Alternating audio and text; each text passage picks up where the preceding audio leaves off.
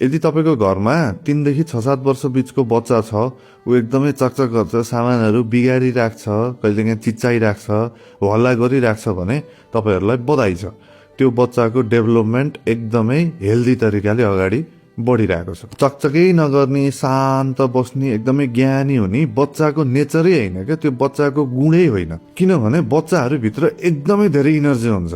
त्यो बेलामा यदि उनीहरूले त्यो इनर्जीलाई कहीँ एक्सप्रेसै गर्न पाएन, कहीँ पोख्नै पाएन भने त्यो इनर्जी कहाँ जान्छ त? कहीँ जाँदैन, त्यो हामी भित्रै दबिएर सप्रेस भएर पसेको हुन्छ।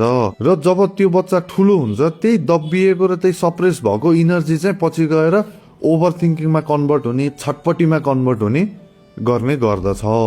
बच्चाहरू धेरै चकचक गर्यो भनेर मोबाइल चलाउन दिनु भनेको चाहिँ बच्चाको लागि त्यो पछि गएर एकदम हानिकारक हुन सक्छ। किनकि बच्चा चकचक गर्न पाउने, बच्चाले हल्ला मचाउन पाउने बच्चाको अधिकारको कुरा हो।